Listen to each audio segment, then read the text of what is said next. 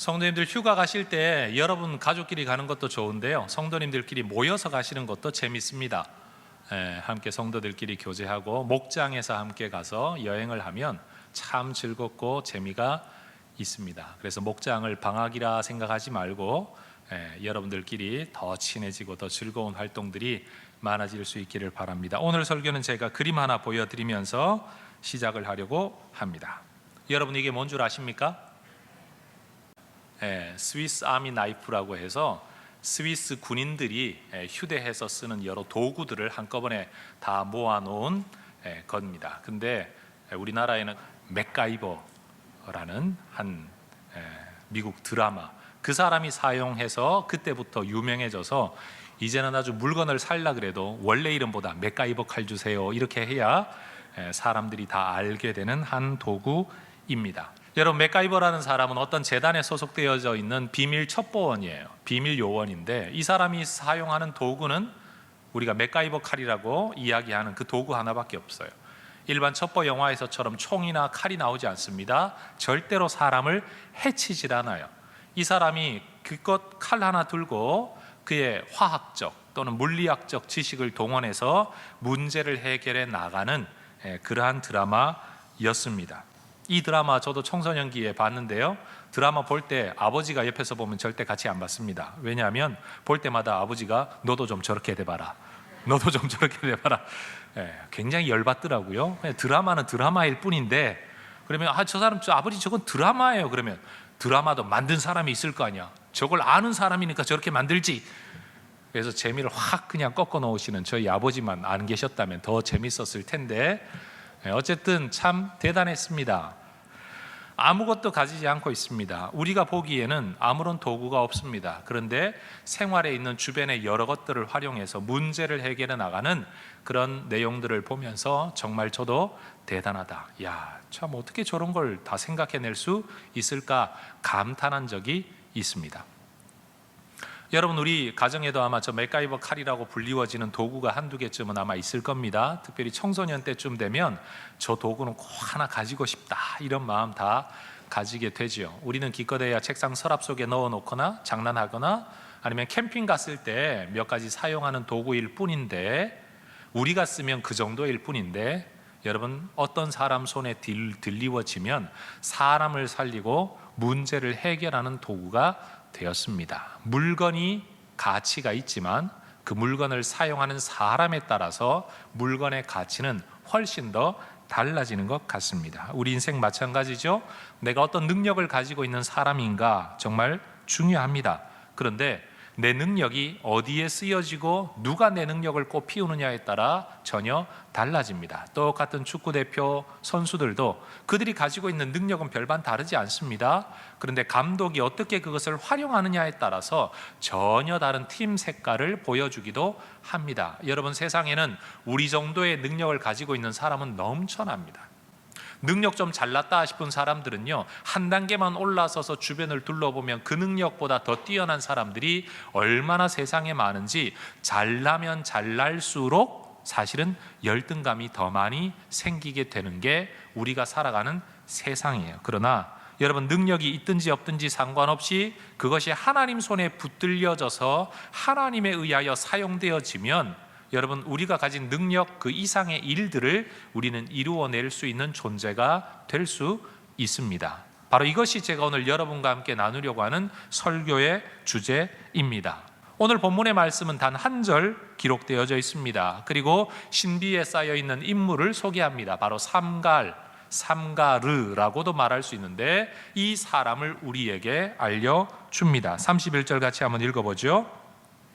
에훗 후에는 아낫의 아들 삼갈이 있어 소모는 막대기로 블레셋 사람 600명을 죽였고 그도 이스라엘을 구원하였더라. 여러분, 성경 안에서 우리가 삼갈이라는 인물에 대한 정보를 얻을 수 있는 성경은 이 한 절이 전부 다입니다. 그래서 여러분, 성경을, 구약을 특별히 우리가 이야기할 때에 선지자들이 쓴 책 선지서들 중에 분량이 많으면 그들은 대선지자, 대선지서라고 말하고 분량이 한 서너 장, 한두 장 이렇게 적으면 우리는 소선지서, 소선지자라고 말을 합니다. 그건 철저하게 분량에 따라 언급되는 내용이죠. 사사들 중에도 12명 중에 분량이 좀 많이 기록되어져 있는 사사를 우리는 대사사라고 말을 하고, 위대하다는 뜻이 아닙니다. 양이 많다는 뜻이에요.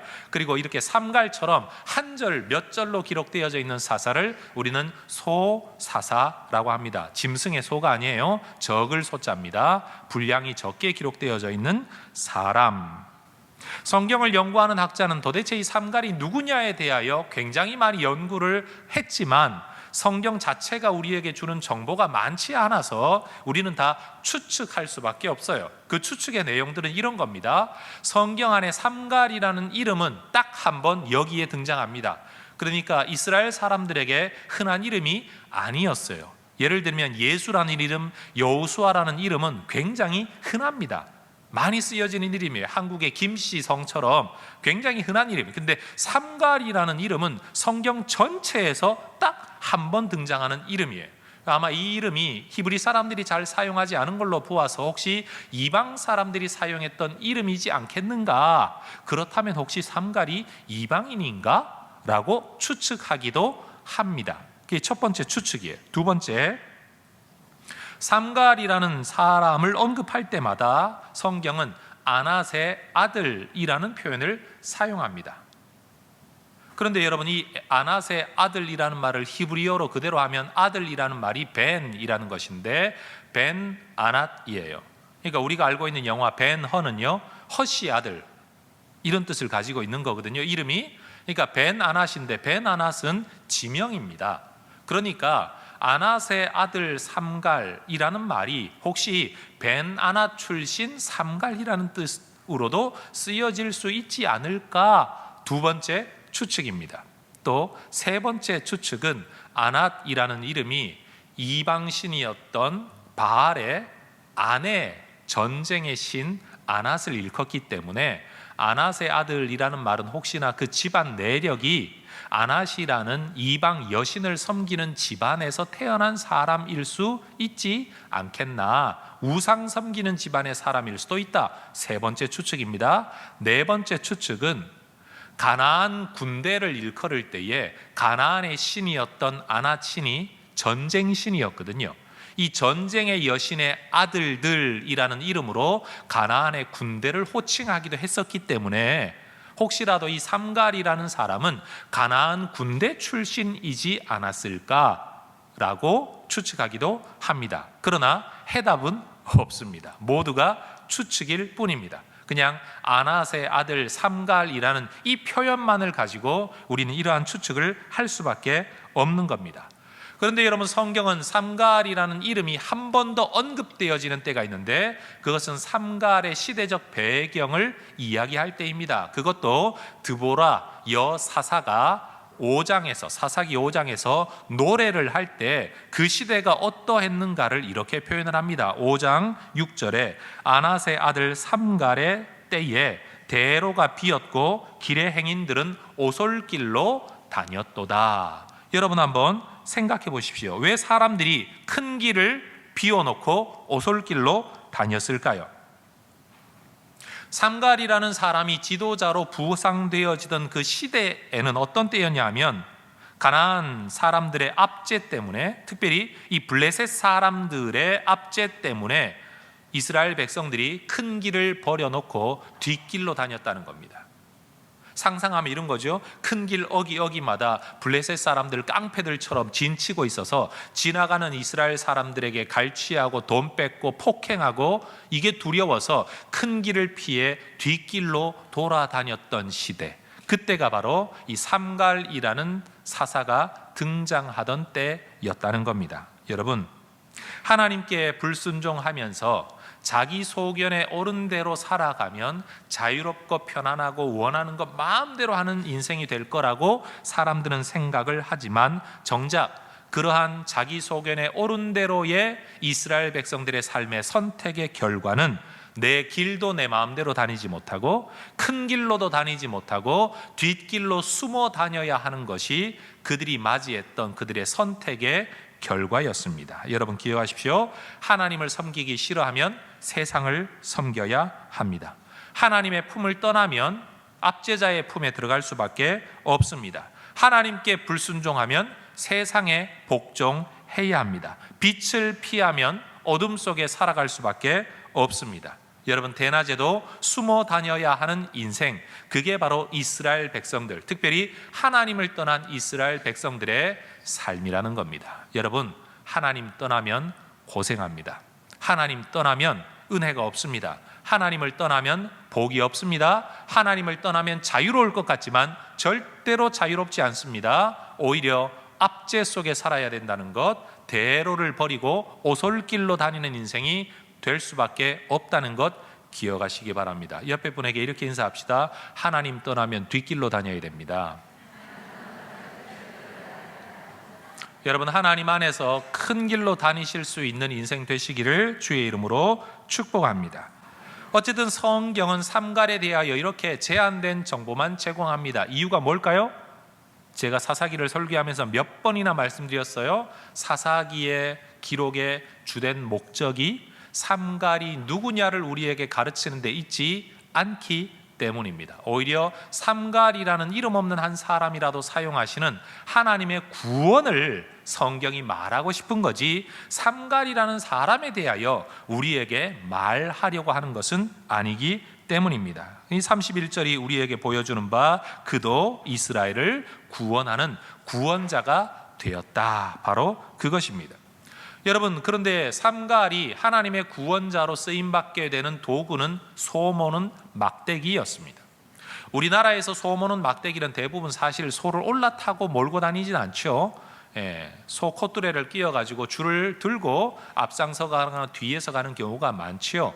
그래서 소모는 막대기도 그냥 작은 막대기 하나 들고 툭툭 치면서 그렇게 말할 뿐인데 이스라엘 문화에서의 소모는 막대기는 좀 길었다고 합니다. 그리고 양쪽 끝에 날카로운 것이 달려 있어서 소를 한 마리 정도 몰고 다니진 않았겠죠? 좀 길었다고 합니다. 그러나 그럼에도 불구하고 소모는 막대기는 무기가 아니라 그저 소모는 막대기였을 뿐입니다. 그런데 여러분 이 막대기를 들고 600명의 군사를 처치했다라고 말하면 우리는 한쪽으로 야 삼갈이라는 사람 정말 대단하구나 생각할 수 있습니다. 그러나 아무리 생각해봐도 막대기 하나를 들고 무장한 군인 600명을 처치했다고 한다면 이건 절대로 인간의 힘으로 말미암는 일이 아닙니다. 그래서 삼갈에 대한 성경의 평가는 굉장히 짧고도 확실합니다. 전 이 표현에 주목하고 싶습니다. 따라해 보시기 바랍니다. 그도 성경이 말하죠. 그도 이스라엘을 구원하였더라. 그도 이런 사람도 이런 방법으로도 제가 강조하고 싶은 표현은 도입니다. 그의 출신이 무엇인지, 그의 정체성이 무엇인지, 그의 능력이 어떠한지, 그의 나이가 어떠한지, 그의 직급이 무엇이었는지, 그의 직업이 무엇이었는지 우리는 아무것도 알지 못하지만 중요한 건 소모는 막대기로도 하나님은 구원하셨다는 겁니다. 여러분 왼손잡이 에훗의 이야기를 우리는 지난주에 살펴보았습니다. 그리고 오늘 우리는 삼갈의 이야기를 살펴보고 있습니다. 두 주제는 연결되어져 있습니다. 하나님은 사람을 통해 구원하신다라는 것과 하나님이 쓰시는 사람이 어떤 수준의 사람으로 어떤 능력을 가진 사람으로 미리 정해져 있지 않다는 것입니다. 하나님의 구원은 예측할 수 없는 방법으로 우리가 상상하거나 우리가 기준을 정해놓은 방법으로 이루어지지를 않습니다. 전쟁 무기가 아닌 소모는 막대기로 600명을 처치할 수 있었다는 것은 하나님의 구원이 삼갈의 능력에 좌우되는 것이 아니었다는 것. 오직 하나님의 도우심이 있으면 소모는 막대기로도, 만약 그가 칼을 사용하는 사람이라면 칼 한 자루를 가지고서라도 600명을 처치했다고 기록을 했겠죠. 만약 그가 삼손이었다면 나귀 턱뼈 하나를 가지고 1000명을 해치웠다, 아마 성경은 그렇게 이야기를 했겠죠. 무기가 중요한 게 아니라 하나님이 그들이 사용할 수 있는 어떤 방법을 통해서 이런 구원을 이루셨다는 것이 성경이 말하는 내용입니다.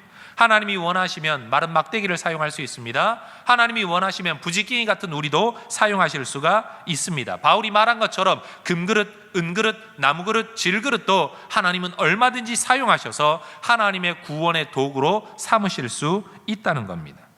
여러분, 하나님은 경건한 집안 출신, 군인 출신이었던 온니엘을 사용하셨을 뿐만 아니라 왼손잡이 인정받지 못했던 에훗도 사용하셨고, 솔로몬은 막대기를 들고 다녔던 이 삼갈이라는 사람도 사용하십니다. 그러니 여러분, 하나님이 쓰시는 사람의 원형은 없습니다. 영어로 프로토타입이라는 단어가 있죠.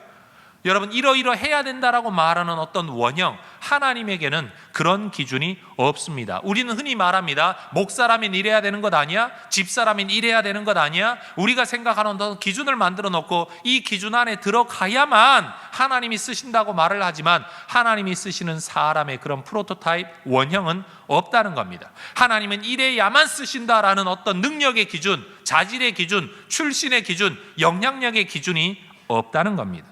하나님은 사람을 사용하시기 위해 스펙을 요구하지 않습니다. 우리가 그리 대단한 인물이 아니라고 할지라도, 우리가 하는 일이 대단하지 않더라도, 우리가 가지고 있는 능력이 별것 아니라고 할지라도 그도 이스라엘을 구원하였더라. 여러분, 하나님의 도구로 쓰임받을 수 있을 줄로 믿으시기를 주의 이름으로 축원합니다. 만약 여러분, 삼갈이라는 사람이 하필이면 소모는 막대기냐, 뭐 어디 도망가다가 무기가 그거밖에 없었냐, 그럴 수도 있겠죠. 아니면 그가 어쩌면 소모는 직업을 가진 사람이었을 수도 있습니다. 아니면 집안에서 소나 몰고 다니면서 별 볼 일 없이 살아가는 사람일 수도 있지 않았겠습니까? 모두가 추측입니다. 어쨌든 그의 손에 들려있는 건 소모는 막대기였을 뿐입니다. 만약 하나님이 그를 사용하시지 않고 하나님의 능력이 그와 함께하지 않았다면 그는 소 몇 마리나 몰면서 살았을 인생일 겁니다. 그러나 하나님이 그를 사용했을 때 가진 것은 달라지지 않았지만 결과는 완전히 달랐습니다.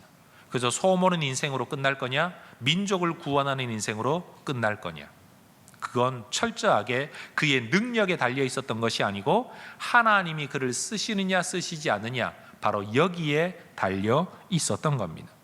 만약 하나님께서 우리를 쓰기를 원하신다면, 우리 역시 하나님께 쓰임받기를 원하면서 하나님 앞에 우리 자신을 내어드린다면, 우리가 가진 것이 무엇이든지, 내 가방끈이 얼마나 되든지, 내 지식과 영향력과 인맥이 얼마가 되든지, 내 성격이 어떠하든지 하나님은 우리를 사용하실 겁니다. 하나님은 조용한 성품의 소유자였던 요한도 예수님의 제자로 부르셨지만, 불같은 성격의 베드로도 하나님은 사용하셨습니다. 그러니 여러분, 어떤 성격이어야만 하나님이 쓰신다, 이건 있을 수 없는 일이에요. 여러분, 어느 정도 공부를 해야만 하나님이 쓰신다, 그것도 있을 수가 없는 일입니다. 따라합시다. 나도 하나님의 도구가 될 수 있다. 내게도 하나님의 복이 주어질 수 있다. 우리에게도 하나님의 기적이 나타날 수 있다. 여러분, 잊지 마십시오. 나도, 너도, 우리도. 여러분, 우리 하나님께서 우리를 쓰시면 우리는 우리 이상의 삶을 살게 됩니다. 우리는 우리 이상의 삶을 살아가려면 지금 이상의 능력이 있어야 되고, 지금 이상의 무엇인가가 있어야 되고, 지금 이상의 배경이 있어야 된다고 생각하지만, 하나님은 그것이 아니라 내가 너와 함께하면, 내가 너를 사용하면, 단 이 조건만 달고 있어요. 별 볼 일 없는 사람이라도 하나님의 손에 붙들릴 때 그들은 역사를 바꾸는 위대한 인물, 위대한 삶을 살았습니다. 아무것도 아닌 버려진 물건이라고 할지라도 하나님의 손에 붙들린 사람의 손에 붙들릴 때 여러분, 그것은 위대한 기적을 이루게 된 겁니다. 삼손 기억하시죠? 삼손도 블레셋을 쳐부순 사사로 기록되어지는데, 하나님의 손에 붙들린 삼손, 그 삼손의 손에 버려진 나귀의 턱뼈가 붙들려질 때 그는 이 턱뼈 하나로 1000명을 무찔렀습니다. 만약 그가 턱뼈를 붙들지 않고 돌멩이 하나를 붙들었다면 그 돌멩이로도 아마 1000명을 이겼을 겁니다. 만약 그가 돌멩이가 아니라 삼갈처럼 소모는 막대기 하나를 붙들었다면 그는 아마 소모는 막대기 하나로 1000명의 블레셋 사람들을 물리쳤겠지요. 여러분, 삼손의 손에 뭐가 붙들렸냐가 중요한 게 아니라 그것을 붙드는 삼손이 하나님의 손에 붙들려 있었다는 것이 훨씬 더 중요합니다. 여러분, 글 쓰는 사람은 글 쓰는 훈련을 받을 수 있습니다. 문예 창작과를 나올 수도 있고 국문학과를 나올 수도 있고 여러 형태의 글 쓰는 훈련을 받는 전공을 할 수도 있겠죠. 그러나 여러분, 때로는 아무 학업도 하지 아니한 어떤 사람의 투박한 글이 사람의 마음을 움직이고 인생을 바꿀 수도 있는 것 아니겠습니까? 왜요? 하나님이 그 글을 사용하시면. 그러니 여러분, 매끄럽게 잘 쓰여진 글이 아니라 하나님이 쓰시는 글이 중요합니다. 성경이 바로 그런 책입니다. 성경을 기록한 사람들 중에 문예 창작을 공부한 사람이 누가 있겠습니까? 여러분, 소설을 쓰는 방법과 문학적 기법을 연구한 사람이 누가 있겠습니까? 그러나 그들이 자기들 나름대로, 베드로는 무식쟁이 베드로였지만 그가 말을 불러줄 때 누군가 받아 쓰게 되면 하나님이 그 글을 사용하여서 하나님의 뜻이 전달되게 하시는 겁니다. 중요한 것, 능력이 나타나는 것, 영혼 구원과 민족의 구원의 능력이 나타나는 것은 우리의 기술이 아니라 하나님이 쓰시느냐의 여부입니다. 무디는 여러분, 국민학교를, 초등학교를 중퇴한 구두 수성공, 구두를 닦는 사람이었지만 하나님이 그를 사용하실 때에 여러분, 엄청난 사람이 그를 통해 구원을 받았습니다. 그러나 여러분, 박사학위를 가지고 있지만 성경은 다 진리가 아닙니다. 성경에 기록되어져 있는 기적은 다 사람이 만들어낸 신화적인 이야기일 뿐입니다. 이따위 이야기를 하는 목사가 있다면 그가 박사가 하나가 아니라 박사학위를 10개를 가지고 있더라도 하나님의 능력의 도구로 쓰임받을 수 없지만 성경이 하나님의 음성, 말씀이라는 걸 믿는 초등학교 중퇴한 무디를 통해서는 몇 억의 사람이 예수를 믿게 되는 겁니다. 능력이 아닙니다. 하나님께 쓰임받는 양입니다. 자질이 아닙니다. 소유가 아닙니다. 하나님의 손에 붙들려 있느냐, 바로 그것이 중요합니다. 하나님은 애굽에서 고생하는 이스라엘 백성을 구원하시기 위해 모세를 세워 사용하실 때에 누구나 그 당시 사람이라면, 목동이라면 하나씩 들고 있었을 평범한 지팡이, 모세의 지팡이가 특별한 나무로 제작된 거 아닙니다. 그냥 일반적인 지팡이였을 뿐입니다. 그러나 그 지팡이를 통해서 뱀이 되게 하시고, 그 지팡이를 통해서 바다가 갈라지게 하시고, 그 지팡이를 통해서 반석에서 물이 나오도록 역사하셨습니다. 모세의 지팡이에 능력이 있었을까요? 아니요. 모세가 붙들고 있는 지팡이를 통해 능력이 나타난 것은 하나님이 모세를 붙들고 있었기 때문입니다. 여러분, 예수님의 제자들도 세상이 보기에는 왼손잡이 같은 인생, 그저 소모는 막대기 같은 인생들이었습니다. 그들은 별다른 영향력이 없었습니다. 별다른 지식이 있는 사람이 없었습니다. 그러나 하나님은 그들을 통해 이 땅에 하나님 나라의 전초기지인 교회를 세우셨습니다. 복음을 전하셨습니다. 성경을 기록하게 하셨습니다. 온 세상이 소란하게 만드셨다는 겁니다. 심지어 공부를 많이 하고 종교 지도자들도 그들을 통해 나타나는 하나님의 능력의 열매 앞에서 우리가 무슨 말을 하겠냐, 증거가 저기 있는데 할 말이 없다, 때려서 그냥 풀어놓기나 하자, 기껏 세상이 가질 수 있는 반응이 그것뿐이었습니다. 우리의 구세주 예수 그리스도께서도 이 땅에 오실 때에 여러분, 사람들이 보기에 우리 예수님은 말 그대로 소모는 막대기, 보잘것없는 것이었습니다. 이사야 53장 우리가 너무 잘 아는 구절이 말하는 것처럼 그는 주 앞에서 자라나기를 연한 순 같고 마른 땅에서 나온 뿌리 같아서 고운 모양도 없고 풍채도 없고 우리가 보기에 흠모할 만한 아름다운 것이 없고 멸시를 받아 사람들에게 버림받고 간고를 겪고 질고를 알고 사람들이 그에게서 얼굴을 가리고 그 얼굴을 외면하는 것처럼 멸시당하고 귀히 여기지 않는 존재였지만 우리의 구세주 하나님의 아들이셨습니다. 그 예수님이 이 세상을 떠나실 때에도 여러분, 예수님이 못 박혀 죽으셨던 십자가 나무가 무슨 백향목 나무가 되었겠습니까? 무슨 값비싼 나무로 만들어졌겠습니까? 죄인을 못 박아 죽이는 그저 쓸모없는 나무. 그러나 그 나무, 그것이 세상 사람들에게는 미련한 것이고 볼품없는 것이고 저주의 상징이었겠지만 우리에게는 구원의 능력의 도구라고 바울은 말을 했습니다. 여러분, 우리 하나님께서 사용하셨던 도구가 잘난 도구보다는 못난 도구가 많았다는 사실, 우리 이거 기억해야 합니다. 여러분, 우리 하나님께서 우리의 삶에 대해 가지고 있는 기대가 바로 이것입니다. 아마 어떤 분들은 그렇게 말할 겁니다. 나 같은 사람을 하나님이 어떻게 쓰시겠나? 더 잘난 사람 많은데. 또 어떤 분은 그렇게 생각하겠지요. 나도 하나님께 쓰임받고 싶고 하나님을 위해 뭔가를 하고 싶은데 하나님이 내게 주시지를 않아서 내가 못하고 있다. 그래서 은연중에 하나님, 주시지 않는 하나님에 대한 원망의 마음을 가지고 있는 분들도 아마 계실 것입니다. 그런데 알고 계십니까? 그러한 질문들 모두가 모세가 이미 하나님께 했던 질문이라는 것 말입니다.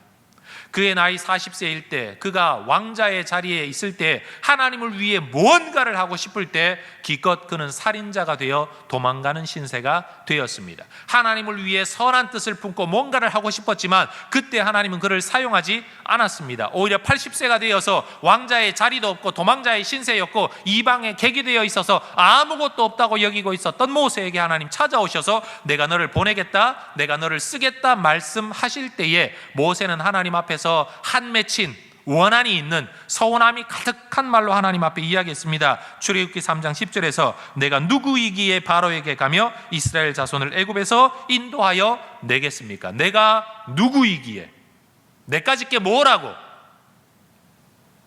과거 40년 전에 애굽의 왕자로 있을 때에는 뭐 좀 살 수 있었을런지 몰라도 그때는 힘과 권력과 지식이 있었고 영향력이 있고 빽이 있고 연줄이 있고 모든 것이 있었을 때는 몰라도 지금 내가 무엇이기에 바로에게 가겠습니까? 그때라면 바로에게 갈 수 있습니다. 왜? 바로가 의붓 아버지니까. 그런데 지금 내가 어떻게 바로에게 가겠습니까? 그때라면 내가 뭘 좀 할 수 있었을 겁니다. 왜? 왕자로서 직위가 있었고 영향력이 있었고 돈이 있었으니까. 그러나 지금 내게 있는 것이 무엇입니까? 여러분, 내가 누구이기라는 이 말 속에 하나님을 향한 이 모세의 서운함이 얼마나 많이 담겨져 있는지요? 그런데 하나님은 그에게 말씀하십니다. 하나님이 이르시되 내가 반드시 너와 함께 있으리라. 네가 왕자라는 것이 능력이 아니다. 내가 너와 함께하는 것, 그게 능력이다. 너의 지식이 능력이 아니다. 너의 젊음이 능력이 아니다. 너의 열정이 능력이 아니다. 내가 너와 함께하는 그것이 너의 능력이 될 것이다. 많은 분들이 그렇게 말합니다. 젊으면 내가 뭘 좀 하겠는데 이제 늙어서 뭘 하겠습니까? 아닙니다. 젊음이 하나님이 쓰고자 하는 능력이 아닙니다. 목사님, 내가 뭘 좀 배운 게 있다면 하나님을 위해 일할 텐데 배운 게 없어서 목사님을 돕지를 못하겠네요. 아닙니다. 배운 것이 능력이 아닙니다. 목사님, 내가 좀 가진 것만 있어도 목사님 꿈을 좀 이루어드리고 싶은데 아닙니다. 가진 것이 능력이 아닙니다. 가진 것은 오히려 세상 사람들이 훨씬 더 많이 가지고 있습니다. 하나님에게 있어서 능력은 하나님이 함께 하시는 겁니다. 나중에 하나님이 모세에게 다시 말씀하지요. 너 가라. 그때 모세가 하나님 앞에 이야기합니다. 하나님, 나는 본래 말을 잘하지 못합니다. 나는 입이 뻣뻣하고 혀가 둔합니다. 출애굽기 4장 10절에 그때 하나님 그에게 말씀하십니다. 이제 가라. 내가 너의 입과 함께 있어 할 말을 가르치리라. 여러분, 여기 순서가 참 중요합니다. 할 말, 이 말 해라. 그러니 가라가 아니고 가라. 그러면 그 말 내가 가르쳐 주겠다. 우리가 하나님 앞에 늘 하는 기도가 뭡니까? 하나님, 물질을 주시면 하겠습니다. 하나님, 건강을 주시면 하겠습니다. 하나님, 이렇게 되면 이렇게 하겠습니다. 언제나 하나님 앞에 거래 조건을 내어놓고 하나님 앞에 여러 가지 기도를 합니다. 주님의 영광을 위하여, 주님의 교회를 위하여, 주님의 뜻을 위하여, 말씀의 순종을 위하여 우리는 언제나 그렇게 기도합니다. 그런데 하나님은 주시고 쓰시겠다가 아니고 가라. 가라. 순종을 먼저 요구하십니다. 여러분, 일상적인 성공의 여부는, 인생 성공의 여부는 우리의 노력에 달려 있습니다. 정말로 심는 대로 거둡니다. 자기 인생의 개인적인 것들은요, 자기 노력에 다 달려 있습니다. 그러나 하나님 나라에서의 위대한 성공의 여부는 노력에 달려 있지 않습니다. 하나님이 쓰시느냐의 여부에 달려 있습니다. 왼손잡이 애굽 같은 사람도, 소모는 막대기 들고 싸울 수밖에 없었던 삼갈 같은 사람도 하나님의 손에 붙들릴 때 그가 오른손잡이냐 왼손잡이냐가 아니라 하나님의 구원의 역사가 나타난 겁니다.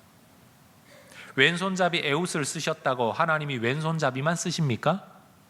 소모는 막대기를 통해 하나님이 구원을 하셨다고, 그 소모는 막대기에 무슨 능력이 있습니까? 많은 사람들이 착각하는 게 있습니다. 목사님이 설교를 이 책 보고 막 하면, 이 목사님의 성경책 한 번만 만지든지 목사님의 성경책을 가지고 뭔가 성경을 읽으면 저절로 깨달아질 것이라, 이게 캐톨릭 성도들이 가지고 있는 유물에 대한, 성물에 대한 어떤 존중의 마음들이지요. 심지어 베드로 상은 워낙 만져가지고 뽀뽀해가지고 그냥 반짝반짝 달아있을 정도로 사람들은 유물에 무슨 능력이 있을 거라고 착각을 합니다. 그래서 성인의 유물을 가지고 있는 성당, 성인의 유해를 모시고 있는 어떤 성당은 굉장한 신적인 능력이 있는 것처럼 착각합니다. 마치 불교 신자들이 가지고 있는 무슨 유명한 불상에는 뭔가 더 많은 능력이 나타날 것처럼 말입니다. 그러나 여러분, 물건의 능력이 깃들지 않습니다. 하나님의 함께 하심이 능력입니다. 그러니 여러분, 내 지식의 많고 적음이나 능력의 많고 적음이나 심지어 경험의 많고 적음을 하나님께서 사용하기도 하시겠지만, 진짜 능력의 근원은 우리의 경험에서 나오지 않습니다. 저도 나이가 들어가면 들어갈수록 훨씬 더 경험 많고 훨씬 더 하나님을 더 많이 아는 그런 목사로 나이가 들어가겠죠. 저는 나이가 드는 것을 기대하고 있습니다. 그러나 이것 하나는 분명합니다. 하나님이 나이든 목사의 설교를 통해서는 큰 역사를 이루시고 새파랗게 젊은 20대 전도사의 설교를 통해서는 적은 역사를 이루시느냐? 그건 아니라는 겁니다. 성경을 연구한 박사님들의 설교를 통해서는 위대한 역사를 이루시고, 이제 신학교 1, 2학년 들어가 있는 어떤 전도사님의 설교를 통해서는 하나님이 역사하시지 않느냐? 그게 아니라는 겁니다. 알고 있는 성경, 심지어 성경을 한 번도 안 읽었다고 할지라도, 알고 있는 성경 구절이 한두 구절밖에 없다고 할지라도 하나님이 함께 하시면 그도 이스라엘을 구원하였더라. 성경을 다 외우고 있다고 할지라도 하나님이 그와 함께 하시지 않으면 그것이 지식 외에 무슨 유익이 있겠습니까? 우리는 더 많이 가져야 더 크게 쓰임받을 거라고 생각하지만, 하나님의 능력이 나타나는 쓰임받음의 기준은 우리의 능력에 달려있지 않다는 겁니다. 하나님께 쓰임받는 기준, 하나님의 일을 이루어가는 일꾼의 기준은 능력의 유무에 있지 않습니다. 하나님이 사람을 쓰실 때의 가장 중요한 기준은 그가 무엇을 가지고 있느냐가 아니라 그가 정말 하나님께 가져졌느냐. 표현을 제가 일부러 그렇게 썼습니다.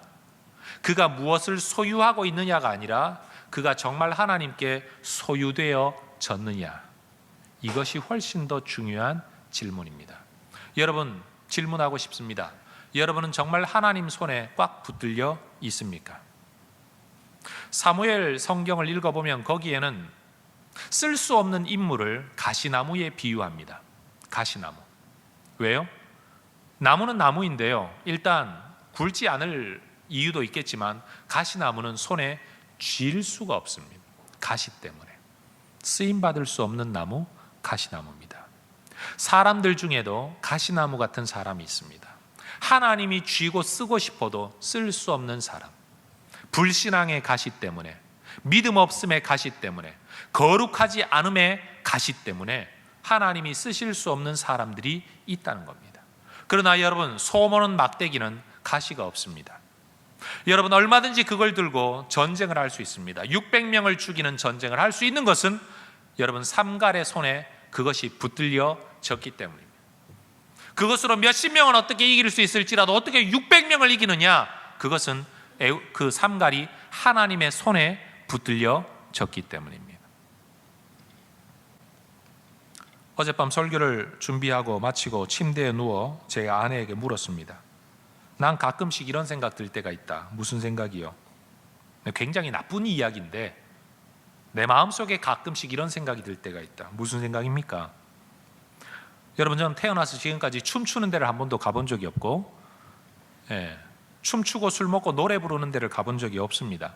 근데 이제 드라마를 통해, 영화를 통해 보지 않습니까? 근데 그것이 내 머릿속에 남았는지 제 마음속에 이런 생각이 드는 거예요.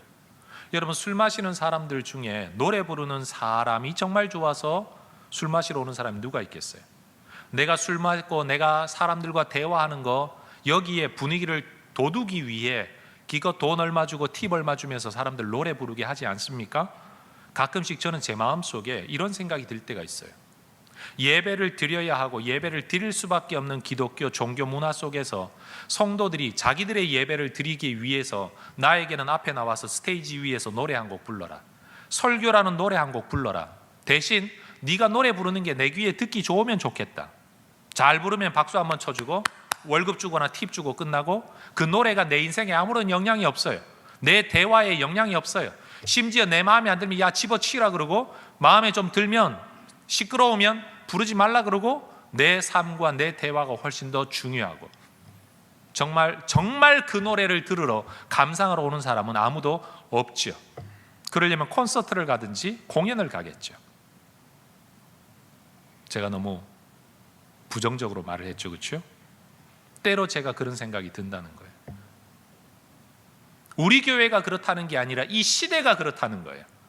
마치 목사들에게 설교라는 노래 한번 불러봐라, 듣기에 좋으면 내가 아멘하고 박수 쳐줄게, 듣기 싫으면 안 들으면 그만이고, 그건 내가 결정한다, 넌 일단 노래해라.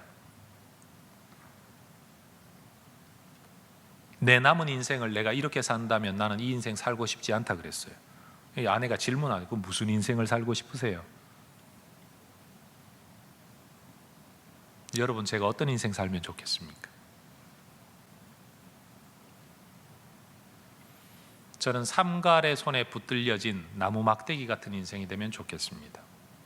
하나님이 하셨다고 말할 수밖에 없는, 모든 사람이 하나님을 인정하고 예배할 수밖에 없는, 내 삶을 볼 때 그저 목사님이 열심히 사시는구나, 열심히 설교 준비하셨구나, 목사님 말씀 잘하시는구나 정도가 아니라, 이 설교를 하고 있는 저에게나 듣고 있는 여러분 모두가 이 예배 시간에, 이 설교라는 시간 속에 하나님을 인정할 수밖에 없고 하나님 앞에 무릎 꿇을 수밖에 없는,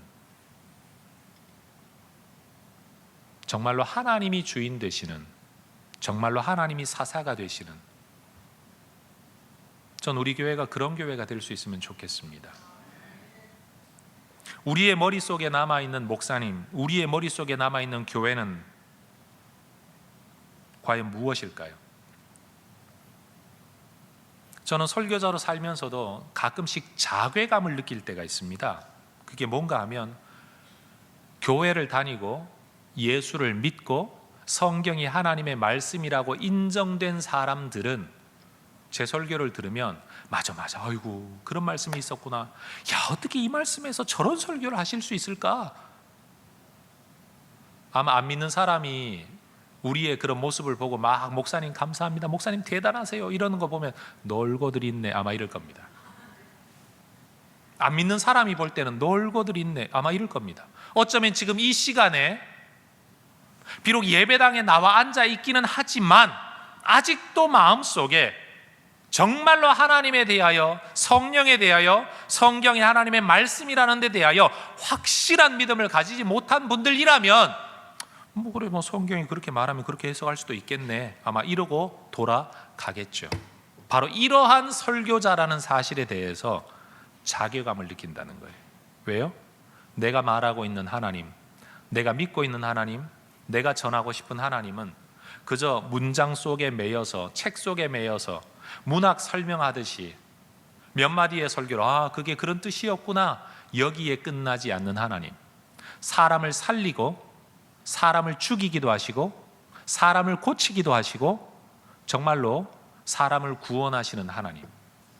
근데 우리의 예배 속에, 우리의 신앙생활 속에, 우리의 교회 생활 속에서 우리가 말하고 우리가 설교하고 우리가 듣고 있는 하나님과 내가 실제로 내 삶 속에서 누리고 있는 하나님은 너무 갭이 크더라는 거죠. 여러분 어떠세요? 그래서 저는 하나님 앞에 그렇게 기도합니다. 하나님, 나는 낙이 턱뼈 같은 인생이고 소모는 막대기 같은 별 볼 일 없는 인생이지만 주님의 손에 붙들려져서 믿지 않는 자들이 믿게 되는, 하나님을 대적하는 자들이 하나님 앞에 무릎 꿇게 되는, 우리가 부르는 찬송의 노래가 지루하고 언제 끝나야 되나 하는 반복적인 남이 부르는데 따라 부르는 노래가 아니라 눈물로 부르는 노래와 감격의 노래가 될 수 있으면 얼마나 좋을까요? 여러분, 축구 국가대표가 남의 나라를 이기기만 해도 사람들은 난리가 나잖아요. 거기 무슨 노래가 있습니까? 끝났다고 박수치고 그냥 돌아가는 사람이 누가 있습니까? 그 자리에 남아서 그 기쁨과 즐거움을 뛰면서 펄쩍펄쩍 뛰면서 그 기쁨을 누리잖아요. 사람들이 함께 나누잖아요. 우리가 드리는 예배는 심지어 축구 국가대표가 남의 나라 한번 이긴 것보다도 감격이 적잖아요.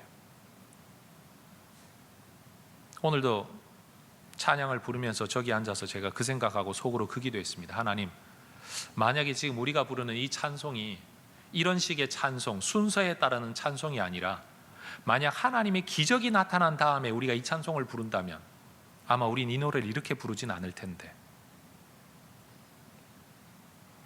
그 마음의 소원이 제게 일어났어요. 여러분 어떻게 생각하십니까? 전 우리 교회가 하나님의 손에 붙들린 소모는 막대기가 되기를 원합니다. 저는 제 인생이 하나님의 손에 붙들린 소모는 막대기가 되면 좋겠습니다. 소모는 막대기는 고사하고 부지깽이라도 상관없어요. 하나님의 손에 더 붙들리고 싶어요. 지금껏 하나님 안에서 살아왔지만 이 이상의 정말 하나님께 쓰임받아서 하나님의 구원의 역사가 나타나고 하나님의 살아계심이 나타나는 그런 삶, 그런 교회, 그런 여러분이 될 수 있기를 원합니다. 여러분, 우리가 믿고 있는 바는 지금 내가 살아가는 것 이상 아닙니까? 내가 믿고 있는 하나님은 지금 내가 누리고 있는 하나님 그 이상 아닙니까? 어떠세요, 여러분? 여러분은 만족하십니까? 여러분 충분하십니까? 여러분이 알고 있는 성경 속의 하나님, 우리가 들어왔던 그 놀라운 하나님, 우리의 삶 속에서도 과연 드러나고 나타나는 건 고사하고 내가 정말 그 하나님을 누리고 기뻐하고 찬양하고 있습니까? 그렇지 않다면 우리의 마음속에 이 소망이 일어나면 좋겠어요. 주님, 나도 이렇게 쓰임받고 싶습니다. 하나님, 나는 중학교밖에 졸업 못했습니다. 그런데 하나님, 소모는 막대기 같은 내 인생이 주님 손에 붙들려져서 위대한 군사들이 하지 못하는 일을 이루는 하나님의 사람이 되고 싶습니다. 하나님, 나는 돈이 없습니다. 배운 게 없고 가진 게 없습니다. 그러나 나 같은 인생도 주님 손에 붙들려서 이렇게 민족을 구원하는 일에 쓰임받고 싶습니다. 여러분, 우리가 가지고 있는 너무 지극히 현실적인 꿈들이 어쩌면 하나님을 향한 불신앙에서 나온 타협적이고 현실주의적인 그런 고백 또는 기도일 수도 있다는 사실 앞에서 지금 내가 예수 믿고 살아가는 이 모습이 과연 하나님이 원하시는 모습이고 정말 내가 원했던 모습인지를 돌아보기를 원합니다. 그리고 진짜 하나님의 손에 붙들려서 그게 크든 작든 위대한 것이든 연약한 것이든 그도 이스라엘을 구원하였더라. 이 일에 쓰임받기를 주의 이름으로 축원합니다.